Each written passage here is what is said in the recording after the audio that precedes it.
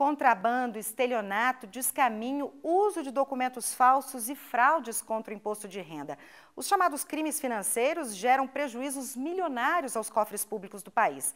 Em Minas Gerais, diversos órgãos se uniram no combate a irregularidades como essas e o resultado foi animador. Em 2011, as operações coordenadas de combate ao crime em Minas Gerais tiveram participação efetiva do Ministério Público Federal. O trabalho, feito em parceria principalmente com o COAF, Conselho de Controle de Atividades Financeiras, com a Receita e a Polícia Federal, resultou em mais de 800 denúncias. Na lista dos crimes praticados contra órgãos públicos federais, o estelionato está em primeiro lugar com 15% de casos, seguido dos crimes financeiros e tributários com 13%. O contrabando e o descaminho, que é a importação de produtos sem o devido pagamento de taxas, correspondem juntos a 12,3% das denúncias. Uso de documentos falsos, 10,4%. Fraudes no imposto de renda, 7,2% e crimes ambientais, 6,8%. Um prejuízo de mais de 200 milhões de reais. A maior parte do dinheiro foi enviada para fora do país por meio de operações ilegais, prática classificada como crime de evasão de divisas. Segundo o MPF, entre os órgãos públicos federais, a Previdência Social é a mais visada pelos criminosos. As fraudes vão de aposentadorias irregulares a esquemas mais complexos, montados por quadrilhas especializadas em desviar benefícios do contribuinte. Os golpes, muitas vezes, contam com a participação de servidores públicos. A Previdência Social, ela é a mãe dos fraudadores.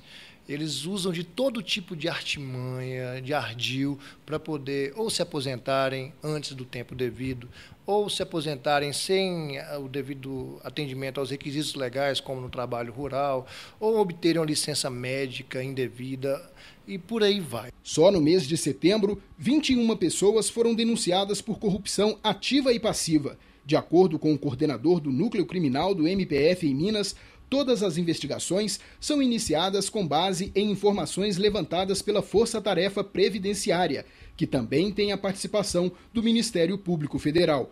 Por enquanto, ninguém foi condenado. O procurador da República, que recebe denúncias diariamente, lembra que os vários recursos atrasam o andamento dos processos. Normalmente, os criminosos clientes, entre aspas, do Ministério Público Federal são criminosos de colarinho branco, são criminosos com bom poder aquisitivo e que dispõem do acesso a bons advogados e conhecem as margens e as entrelinhas que a nossa lei favorece para que não se chegue a um resultado em que a sentença condenatória, quando houver, seja de fato cumprida.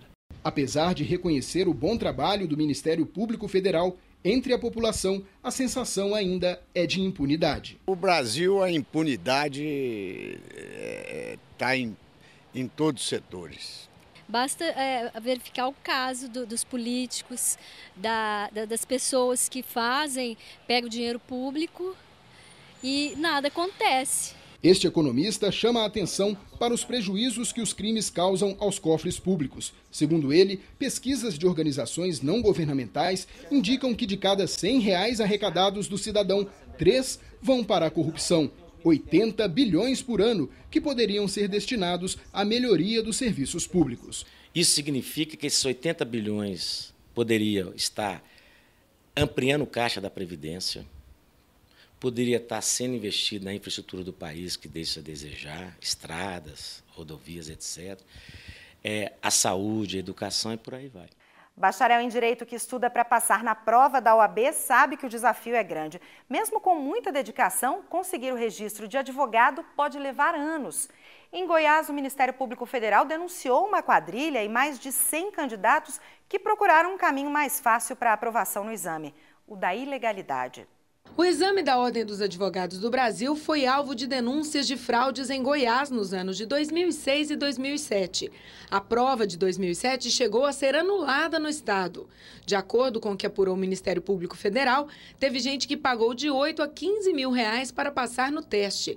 Na época, algumas pessoas foram presas, mas diversas situações atrasaram o andamento das investigações e a resolução do caso, que agora volta à tona com a abertura de ações penais envolvendo 101 pessoas.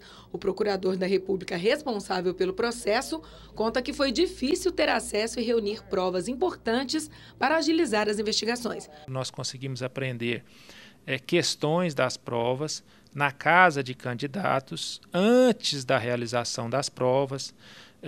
Foram apreendidos cartões de respostas que foram periciados e a perícia concluiu que uma parte do cartão foi preenchida numa oportunidade e a outra parte foi preenchida depois. Nós fizemos também, teve casos de provas que foram passadas a limpo, então as pessoas, os candidatos, eles se reuniram para passar essa prova a limpo e essas provas foram iguais, então nós fizemos um cruzamento de provas umas com as outras e identificamos provas cuja redação é praticamente idêntica, não é? Segundo as investigações, a quadrilha tinha como chefe Maria do Rosário Silva, secretária da Comissão de Estágio e Exame da Ordem. O esquema de fraude mudava de acordo com a forma de identificação do candidato e a segurança estipulada para as provas. Os cartões de resposta da prova objetiva, eles não eram personalizados, eram cartões genéricos. Então, a fraudadora pura e simplesmente substituía um cartão por outro, que ela própria preenchia e depois mandava para a correção.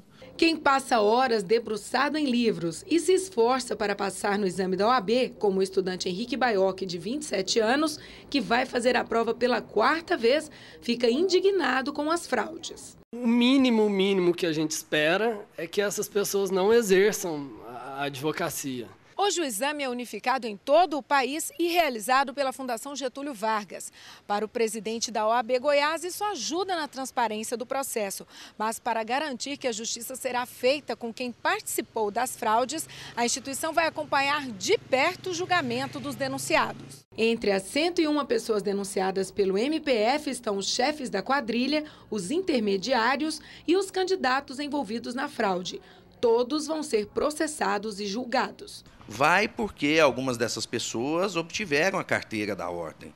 E se ficar constatado nesse decorrer do processo de que essas pessoas efetivamente participaram, obtiveram a sua aprovação de forma ilícita, será aberto um processo interno na ordem que visará a cassação da sua carteira. Ninguém pode entrar na ordem através de uma fraude. Participe do nosso programa, é só enviar sugestões pelo e-mail interessepublico@pgr.mpf.gov.br. Para rever alguma reportagem, acesse o site www.pgr.mpf.gov.br no link Interesse Público. O programa também pode ser visto no YouTube no endereço www.youtube.com/tvmpf. A gente fica por aqui, obrigada pela companhia e até a próxima semana.